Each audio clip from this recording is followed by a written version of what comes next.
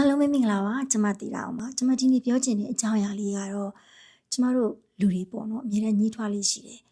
ကိုအောင်မြင်ခြင်းတင်းတဲ့လောက်မအောင်မြင်တာပေါ့နော်ပြောဘွားကြီးကတိုးတက်ကြီးပွားတင်ရတာနဲ့ဘာဖြစ်လို့တိုးတက်မကြီးပွားတာလဲပေါ့နော်သူများတွေကတော့တိုးတက်ကြီးပွားနေပေါ့ကိုကျမဘာဖြစ်လို့ဖွံ့ဖြိုးတင်တဲ့လောက်ဘဝမဖွံ့ဖြိုးဘူးအောင်မြင်တဲ့လောက်မအောင်မြင်ဘူးဆိုမိခွန်းတွေရှိကြတယ်ပေါ့နော်အဲ့ဒီမိခွန်းတော့မှာပဲလူတွေမှာဘာတွေပါလာလဲဆိုလို့ရှိရင်ကိုရီမအောင်မြင်တာကမိဘကြောင့်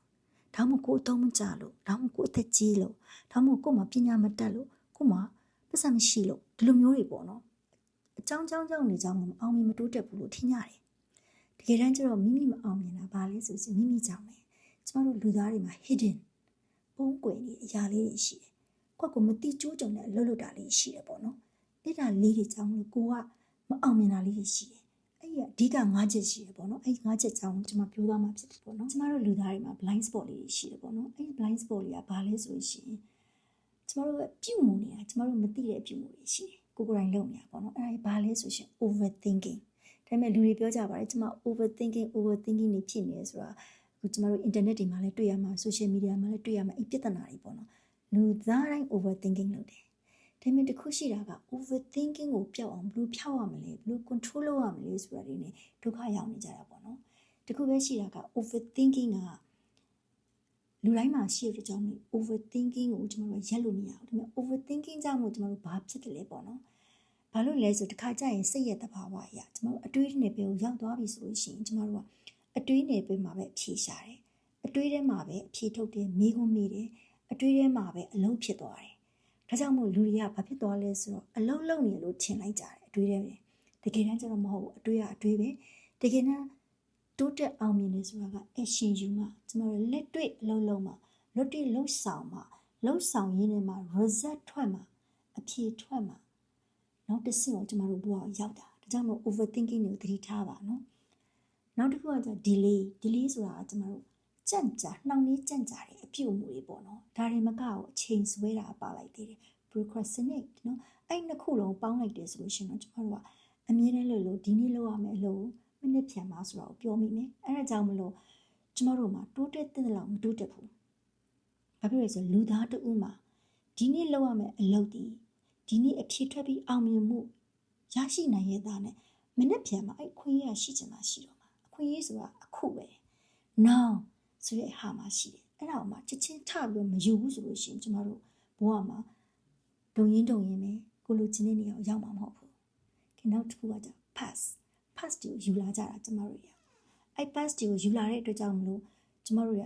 pass ဆိုတာကကျွန်မပြောချင်တာကအတိတ်ပဲဒီအတိတ်ကဘာလဲဆိုလို့ရှိရင်တကယ်တမ်းကျလို့ရှိရင်အတိတ်ကပြီးကျွန်တော်တို့မနေဘူးရဲ့ဘဝအတိတ်ကိုပြောတာမဟုတ်ဘူးခုလက်ရှိဘဝမှာပဲမနေရလဲအတိတ်ပြီးခဲ့တဲ့အပတ်ကလည်းအတိတ်ပဲပေါ့ပြီးခဲ့တဲ့လကလည်းအတိတ်ပဲပြီးခဲ့တဲ့နှစ်ကလည်းအတိတ်ပဲဆိုတော့ဘဝမှာကျွန်တော်တို့အတိတ်တွေအများကြီးရှိနေနေတဲ့ဘဝမှာတော့မှာပေါ့နော်အဲ့ဒီအတိတ်ကဟာကိုကျွန်တော်တို့ပြန်စဉ်းစားဖို့ပြန်ယူလာပြီးတော့မှအဲ့အနာဂတ်မှာကျွန်တော်တို့လုပ်ရမယ့်အလုပ်တွေကမဖြောင့်ဖြူတော့ဘူးအထုပ်ကြီးကလေးနေတာအောင်နော်အတိတ်ကိုတဲလေးအတိတ်မှာဖြစ်ခဲ့တဲ့ဟာတွေနဲ့ကိုးကားပြီးအလုပ်လေးရှေ့ကိုတက်လို့မရတော့ဘူးအရှင်ယူဖို့နောက်နေတော့မယ်အတိတ်ကအစင်မပြေတဲ့အတွက်ကြောင့်မို့ကျွန်တော်တို့ဒါကိုလောက်ခိုင်းမှာမဟုတ်တော့ဘူးနောက်တစ်ဆင့်ဒါကြောင့်အတိတ်တွေကိုလည်းထားခဲ့တဲ့လောက်ထားခဲ့ရမယ်ပေါ့ complete ဖြစ်တဲ့လောက်ဖြစ်ခဲ့ရမှာပေါ့နော်တစ်ခုကကျတော့ comparison နဲ့ပတ်သက်လို့ကျွန်တော်တို့မိသားစုတွေမှာလည်း comparison ရှိတယ်ကိုမွေးလာတဲ့သားသမီးချင်းလည်း compare လုပ်တယ်ဆွေမျိုးကြားထဲမှာ compare လုပ်တယ်နော်ကိုယ့်ရဲ့ကိုယ်ဝါကနဲ့လည်း compare လုပ်တယ်ကျွန်တော်တို့ရဲ့လူရဲ့အကျင့်ပေါ့နော်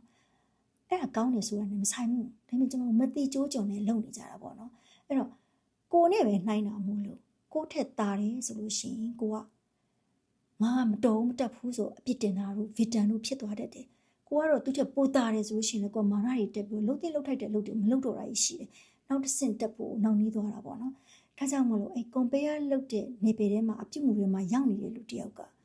action ယူဖို့မိနေတတ်တယ်ဒီမှာပဲ busy ဖြစ်ပြီးတော့ worry တွေ concern တွေတက်နေကြတာပေါ့နော်ဒါကလည်းမိမိဘဝကိုဖွံ့ဖြိုးပြီးတော့နောက်နှီးစေတာပဲနော်နောက်ဆုံးတစ်ခုက complain ဆိုတာကတော့တကယ်ကိုရှိတင်ရှိထိုက်တယ်ဒါရှိတာမကောင်းဘူးဒါရှိတာကောင်းတယ်ဆိုတော့ဝေဖန်နေတာပေါ့နော်ဝေဖန်သုံးသက်ပြီးတော့ညှိတွားနေတာဒါ complain ပဲအဲ့တော့ကိုလည်း complain လုပ်တဲ့အပြင်ကိုသူအမေကိုလည်း complain လုပ်မယ်အဖေကိုလည်း complain ဘဝကိုလည်း complain လုပ်မယ်ကိုမှအ အခြေအနေကသူများနဲ့မတူတာကိုလည်း complain လုပ်နေမယ်ဆိုလို့ရှိရင် complain လုပ်နေတဲ့လူတစ်ယောက်ရဲ့ဘီးရင်တည်ရှိမှုကဘာနဲ့လားတဲ့တူရဆိုလို့ရှိရင်စိတ်ဓာတ်တွေလည်းပြုတ်ကျနေတယ်ကိုယ့်ရဲ့ vitality ခန္ဓာကိုယ်မှာရှိတဲ့စွမ်းအင်လည်းပြုတ်ကျတယ်အဲ့တော့လူတစ်ယောက်မှာလူသားတစ်ယောက်မှာစိတ်စွမ်းအင်နဲ့ခန္ဓာကိုယ်စွမ်းအင်ပြုတ်ကျပြီဆိုလို့ရှိရင် action ယူဖို့နေအောင်ရောက်မှာမဟုတ်တော့ဘူးတော့ဘယ်လိုလူမျိုးဖြစ်သွားနိုင်လဲဆိုနေမကောင်းတဲ့လူကြီးတယောက်လိုဖြစ်သွားနိုင်တယ်ဒါပေမဲ့လမ်းတန်ရှောက်နေတယ်ဒါပေမဲ့စိတ်ကောခန္ဓာနေကောင်းနေမှာမဟုတ်ဘူးအဲ့တော့တကယ်တမ်းအလုပ်လုပ်ပြီဆိုလို့ရှိရင်စိတ်ခန္ဓာမြင့်မားနေရမယ်ခန္ဓာလည်း energy ပြည့်နေရမယ်နော်စိတ်ကလည်းမြင့်မားနေရမယ်အဲ့လူတယောက်ကအမြဲတမ်းလို့စွမ်းအင်တွေရှိတဲ့အကြောင်းမလို့အလုပ်လုပ်ဖို့ဆောင်ရွက်ဖို့တွန်းအားပေးသလိုဖြစ်တတ်တယ် complain လုပ်နေပြီမိုးလင်းမိုးချုပ် complain လုပ်ပြီဆိုလို့ရှိရင်အဲ့လူက action နှေးသွားလိမ့်မယ်ဘာလို့ဆိုတော့သူ့ရဲ့ခန္ဓာကိုယ်မှာရှိတဲ့စွမ်းအင်တွေစိတ်စွမ်းအင်တွေပြုတ်ကျနေတဲ့ကြောင့်မို့သူကခန္ဓာကိုယ် movement တွေမှာလည်းနှောင့်နှေးသွားတတ်တယ်ဒါကြောင့် complain ကိုလည်းသတိထားပါဒါမိမိကိုမိမိမသိစိတ်နဲ့လုပ်နေတာပေါ့နော်ငါကဘာလဲ overthinking အတွေးလွန်တာ delay နှောင့်နှေးကြန့်ကြာတာ past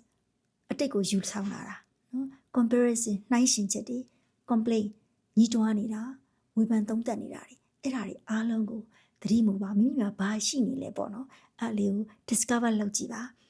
ဒါကိုမှမိမိကနေသိလိုက်တယ်ဆိုလို့ရှိရင်မိမိ transform လုပ်ပါပေါ့နော် transform လုပ်ရင်တော့မိမိဘဝတိုးတက်လာတာဖြစ်လာနိုင်ပါလိမ့်မယ်လို့နော်အကြံဉာဏ်ပေးတာပါအားလုံးကျေးဇူးတင်တယ်နော်